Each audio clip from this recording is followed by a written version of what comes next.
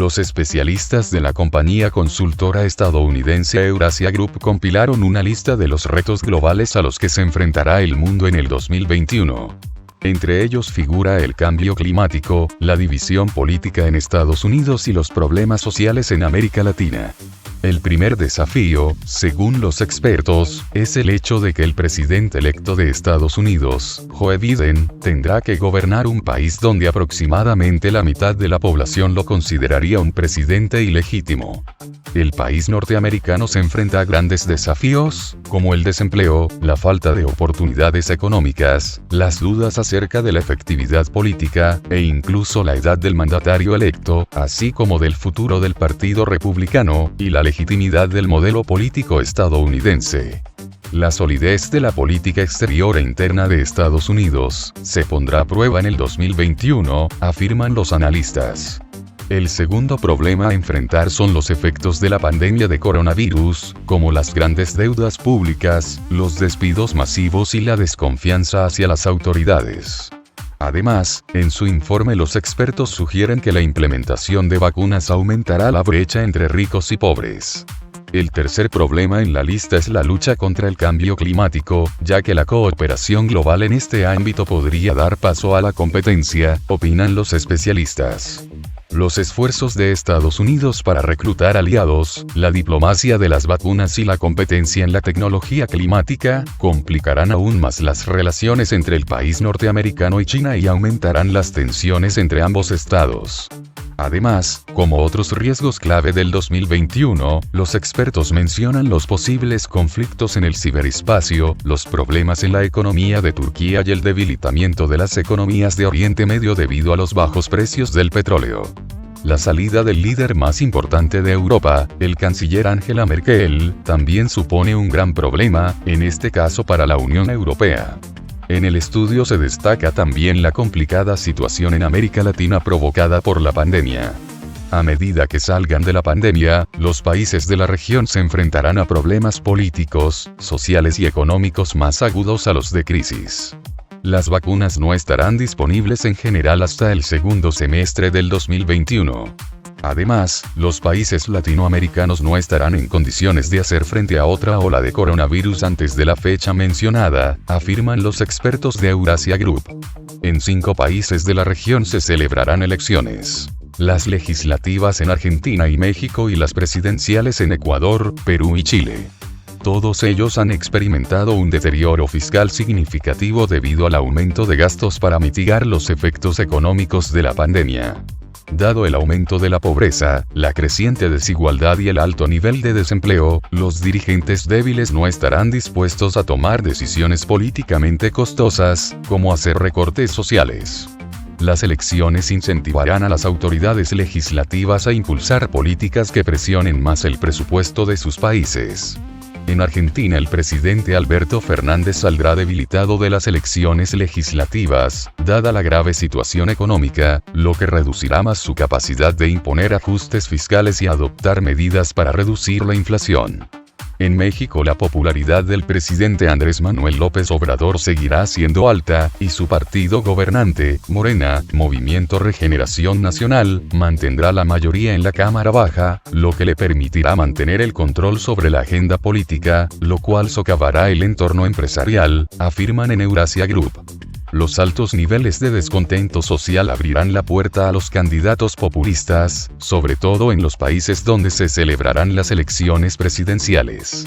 Este riesgo es más alto en Ecuador, donde el candidato moderado Guillermo Lasso enfrentará una verdadera batalla, poniendo en peligro el programa del FMI y la estabilidad económica del país. En Perú el creciente descontento abre la puerta a un candidato desconocido y unos cambios que estarán lejos de las políticas ortodoxas y amigables. En el Perú campea el caos, un presidente transitorio que no sabe qué hacer frente a problemas sociales, con la política ideológica de izquierda, los inversores que han sido la norma durante varias décadas.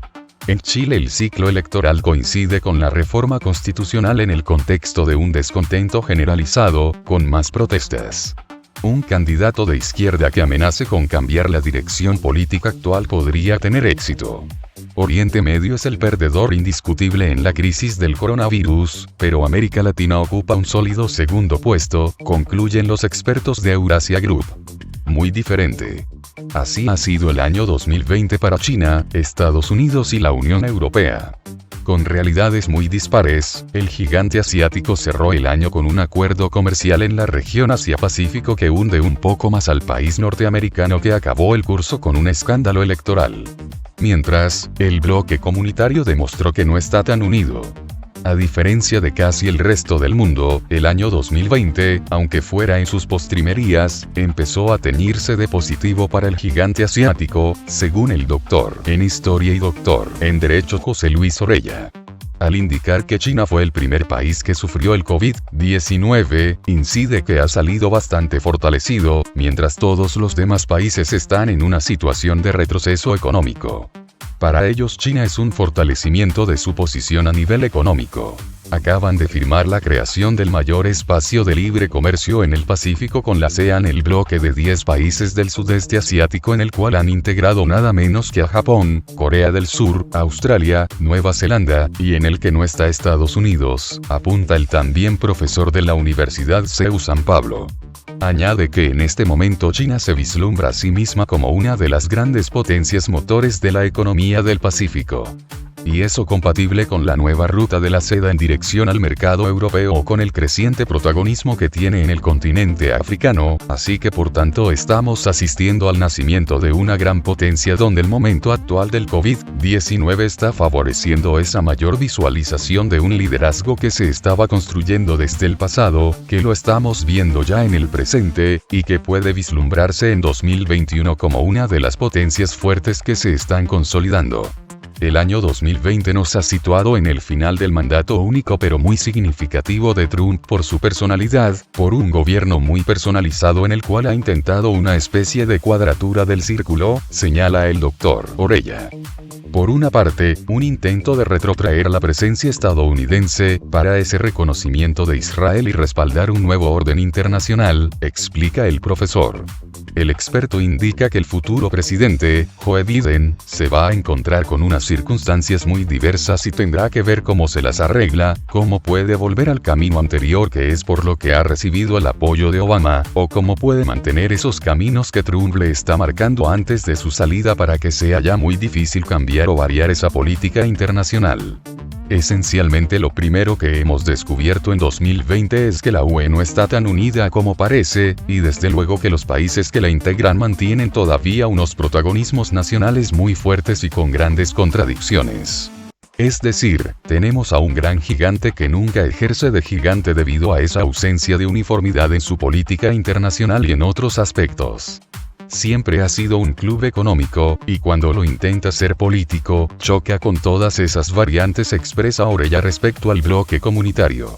Asimismo, el experto llama la atención a que estamos en la fase final del liderazgo de Angela Merkel y desde luego Alemania siempre ha sido ese líder al que le ha venido muy bien el proceso de unidad europeo a favor de su economía, pero a costa de las economías periféricas que han visto esa desertización industrial y que ha provocado esos paros estructurales en muchos de nuestros países debido a esa desaparición del tejido industrial. Por último, el doctor José Luis Orella alude a los últimos países que se integraron al bloque, especialmente a Polonia y Hungría, a los que considera lo más castigados por Bruselas. Verdaderamente han entrado a la UE creyendo en los principios firmados en el Tratado de Roma, un principio de defensa de las sociedades, de sus raíces cristianas, y ahora se encuentran con una UE que en realidad es un sindicato de poderes económicos, de grandes corporaciones, de lobbies que intentan recrear un nuevo marco europeo que no tiene nada que ver con lo que se firmó en el Tratado de Roma, advierte. El gigante asiático comienza una nueva era en Asia-Pacífico tras el desplome del comercio mundial como resultado de la pandemia. El gobierno chino enfrenta grandes desafíos, entre ellos el impago de préstamos, la continuidad de los proyectos de infraestructura y el reforzamiento de la integración económica en el continente asiático. El presidente Xi Jinping ha mantenido su compromiso en invertir a escala masiva en los proyectos de infraestructura que involucran a los países miembros de la Ruta de la Seda. Sin embargo, los gobiernos asiáticos están enfrentando dificultades para continuar con la construcción de los proyectos de infraestructura. Por mencionar algunos casos, el gobierno egipcio pospuso la construcción de una importante planta de generación de energía en Amrain. También una planta de energía fue cancelada en Bangladesh. Otro caso fue la cancelación de la construcción de un puerto en la ciudad de Bagamoyo en Tanzania. El monto acumulado de préstamos otorgados por las instituciones financieras chinas alcanzó una cantidad considerable: 461 mil millones de dólares en la ruta de la seda entre 2013 y 2020. Las naciones de bajos ingresos están ya en una suspensión de pagos de su deuda pública con China como resultado de la iniciativa del G20 aprobada el año pasado. Asimismo, varios gobiernos asiáticos están negociando una reestructuración de su deuda externa con el gigante asiático, por ejemplo Pakistán, Laos y Mozambique, entre otros. Los préstamos proporcionados por el Banco de Desarrollo de China y el Banco de Exportaciones e Importaciones de China llegaron a un mínimo histórico hace 2 años, de acuerdo con una base de datos de la Universidad de Boston. Por otra parte, la crisis económica suscitó cambios importantes en el comercio mundial, puesto que las exportaciones asiáticas representaron ya casi cerca de la mitad, 41,8%, del comercio mundial en 2020. No obstante, el comercio regional está crecientemente dominado por los países más desarrollados en el continente asiático. Esto es así puesto que las potencias industriales tuvieron la capacidad de resistir las secuelas económicas de la pandemia, dominando el comercio de productos digitales y equipo médico. Por el contrario, los países rezagados experimentaron una drástica caída de la producción que se tradujo en un aumento de la pobreza. De esta manera, los países asiáticos con tecnología de punta pudieron aplicar programas de envergadura para relanzar la actividad económica, entre los cuales se encuentran China, Corea del Sur y Japón. También se adaptaron a las necesidades de la pandemia, expandiendo sus ventas de dispositivos electrónicos y equipo médico. Por último, muchas actividades no se paralizaron, considerando que varios negocios ya se han unido a la digitalización, con lo cual, los trabajadores continuaron trabajando en su casa y con ello sus ingresos no fueron afectados de manera sustancial. En contraste, los países asiáticos de menores ingresos no pudieron expandir con creces el gasto público como Indonesia, Filipinas y Maldivas, entre otros. Cabe recalcar que las exportaciones de esas naciones dependen en gran medida de materias primas como petróleo, minerales, carbón y alimentos, por lo que no compensaron su caída de ventas con otros productos con un mayor valor tecnológico. Además, las familias tuvieron una drástica reducción de sus ingresos con la caída de las remesas, el colapso de los servicios turísticos y el cierre de fábricas, que se dedican a la producción de bienes que no fueron prioritarios en la pandemia como el calzado y los textiles.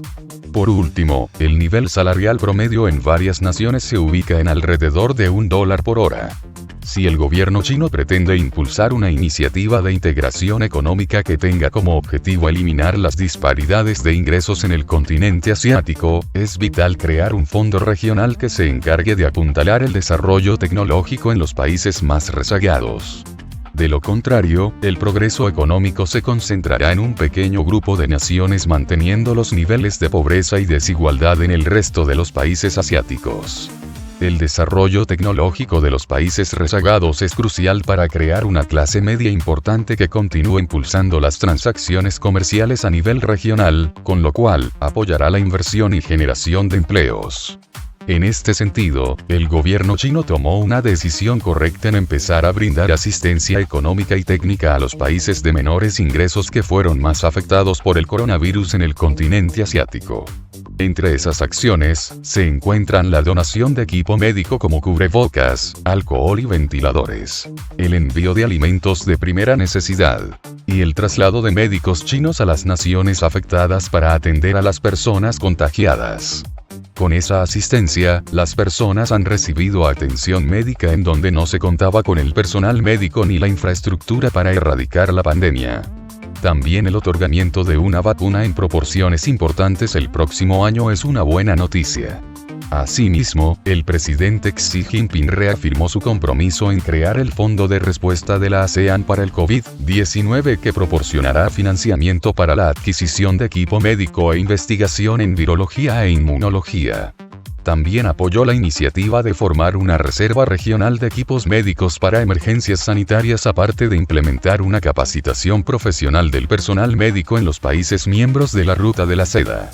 Todas esas iniciativas contribuirán a conformar una ruta de salud en el continente asiático que fortalecerá el sector médico para erradicar el coronavirus, pero aún los montos de financiamiento que involucrarán dichas iniciativas permanecen desconocidos. Sin embargo, el gobierno chino debe redefinir la cartera de proyectos de la Ruta de la Seda tomando en cuenta las restricciones financieras de los países asiáticos. El punto débil de la ruta es que los proyectos de infraestructura consisten principalmente en la construcción de vías de transporte, ferrocarriles, carreteras, puertos y aeropuertos con el fin de impulsar la venta de los productos chinos. En la iniciativa están ausentes propuestas que incluyan la construcción de viviendas, centros de salud y escuelas. También brillan por su ausencia la construcción de infraestructura que apuntale la autonomía en la producción de medicamentos, equipo médico, vacunas y alimentos de primera necesidad en los países miembros de la ruta. El cambio de las prioridades de las iniciativas con el objetivo de mejorar las condiciones de vida de las comunidades locales ofrece varias ventajas. Primero, el comercio regional continuaría aumentando, pues atendería las necesidades urgentes de la población que exigen grandes montos de inversión. También, los gobiernos estarían dispuestos a invertir en proyectos que mejoren las condiciones de vida de la población que sufrió una reducción drástica de sus ingresos en la pandemia. Finalmente, las iniciativas tendrían una finalidad social en lugar de centrarse solamente en la construcción de grandes vías de transporte. El coronavirus volvió más visibles los problemas de los países más pobres en Asia-Pacífico, en donde existe una gran necesidad de empleos. Los gobiernos asiáticos necesitan reformular las prioridades de las iniciativas regionales para atender las necesidades urgentes de los habitantes. Paralelamente, los